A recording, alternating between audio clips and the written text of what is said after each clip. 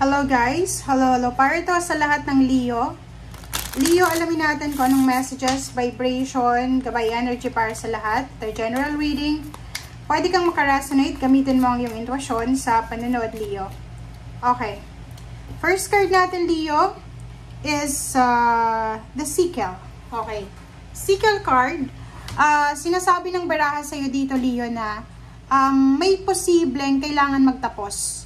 Marami ka sigurong mga unhealthy thoughts, unhealthy emotions, unhealthy habits. Ikaw na lang yung nakakaalam nito, 'di ba? So, kung Leo, meron kang mga ginagawa na alam mo na parang damo 'yan, damong ligaw, 'di ba? Or ano ba? If may garden ka, kung alam mo na maraming damo, kailangan mong magdamo, 'di ba? Parang ganun. So, alisin kung ano yung sagabal para sa growth mo.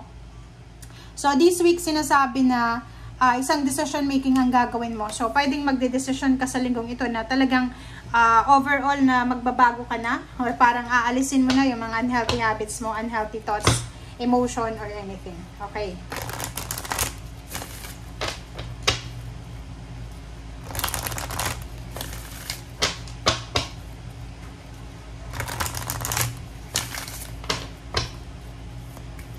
Okay.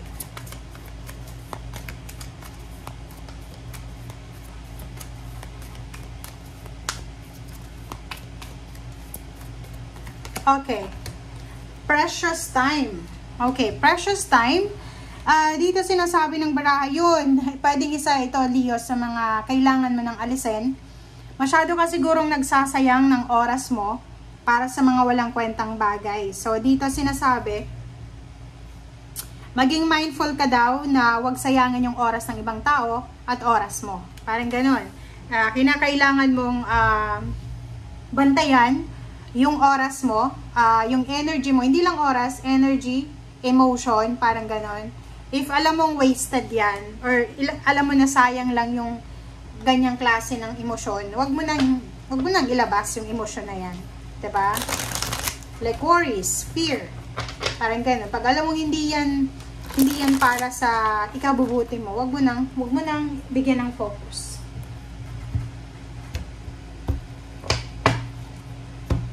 Okay. Two of Pentacles and wow, may Leo dito sa inyo na meron kayong ginagawa na option or pwedeng action. Option, choices, action na posibleng magdadala sa inyo ng balance financially. Pwedeng yun, may trabaho ka siguro tapos meron ka pang naiisip na bagong paraan para kumita ng extra. Parang ganon. Yung iba naman sa inyo dito, nag-aaral kayo. May mga Leo dito nag-aaral. Kung paano mapaparami yung pera. Nag-aaral kayo kung paano masisecure, magiging stable yung pera. So sa ngayon, siguro sa linggong ito, nakafocus kayo sa pag-iisip na nasa ganito kayong sitwasyon na kailangan yung pag-isipan kung ano yung mga additional actions, additional movement para maayos yung pera. Okay? Okay, next card natin is 8 of Swords.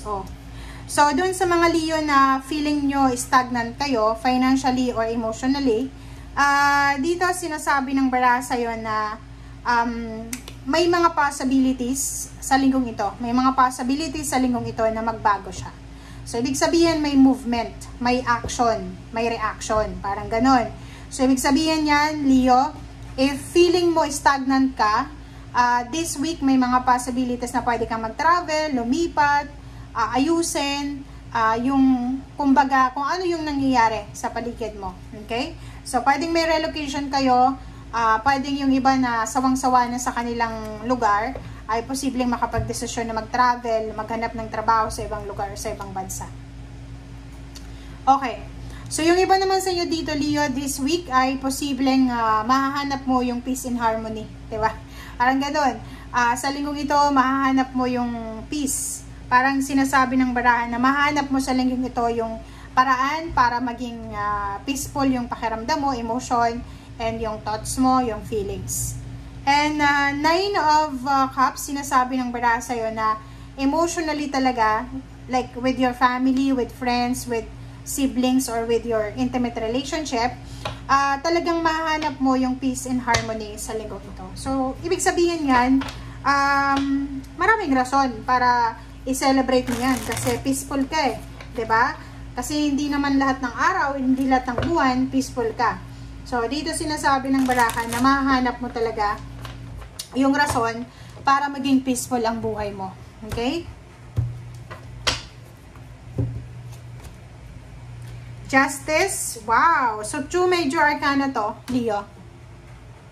Etong dalawang to, sinasabi na isang karmic justice, karmic contract, karmic blessing, good karma, ang posibleng darating sa'yo. Contract signing, papeles, documents. So, sinasabi ng barahan na ihanda mo ang sarili mo kasi isa sa mga wini-wish mo to eh. Pwedeng matagal mo tong pinagpipray, matagal mo tong minamanifest or pinagdadasal. And dito sinasabi ng barahan na yung wishes mo ay posibleng nandito na. Pwedeng contract, pwedeng tawag dito, customer siya. Kung ikaw ay self-employed, dito sinasabi na posibleng mayroon kang unexpected na kontrata, project, na posibleng i-offer sa'yo sa linggong ito. Tingnan mo, oh. 'Di ba? So, nandito yung 6 of Wands and 4 of Wands. Kung isa-sum up mo siya, is 10 of Wands. So, sinasabi ng barahan na may victory, success, recognition, awards, rewards, appreciation, stability, balance ng pamilya, ng mindset, ng buhay-buhay mo. So, sinasabi ng barahan na sa linggong ito ay para kang nasa alapaap ka. 'Di ba? Yung parang lahat ng tao nakatingin sa'yo, may nasa spotlight ka eh. May mga tao na hangang-hanga sa'yo. Okay? Pwedeng purihin ka, pwedeng hindi sila makapaniwala sa kung ano yung meron ka or sa kung ano yung nakuha mo. Family, may pwedeng wedding anniversary, may renewal ng vows, merong magpapatayo ng bahay, merong magpaparenovate. Kompleto yung pamilya, walang absent sa pamilya. Nakikita natin dito yung success, triumphant success. Nakikita natin dito yung stable na relationship. Nakikita natin hindi pa gewang-gewang yung pamilya mo. So, maganda to. So, ibig sabihin, yung family mo ay sobrang solid na solid siya sa linggong ito. Good news. So, dito sinasabi ng baraha sa'yo na isang napakagandang good news, emotional news ito. So, ang good news na to na darating sa'yo ay pwedeng magdala sa'yo ng sobra-sobrang kalma sa iyong emosyon, sa iyong pamilya, sa iyong sarili. So, ihanda mo ang sarili mo kasi ang linggong ito ay sobra-sobrang peaceful and sobra-sobrang kontrolado mo. Kontrolado mo yung sitwasyon, lalo na emotional. Nakikita ko sa'yo dito na manageable yung emotion mo and nakikita ko sa'yo dito na lahat ng ito na nangyayari sa'yo sa ngayon ay sobra-sobra kang magiging thankful and grateful kasi matagal mo tong pinagpipray, matagal mo tong minamanifest. Dito lang sa ilalim na to, sobrang ganda na eh. Tingnan mo.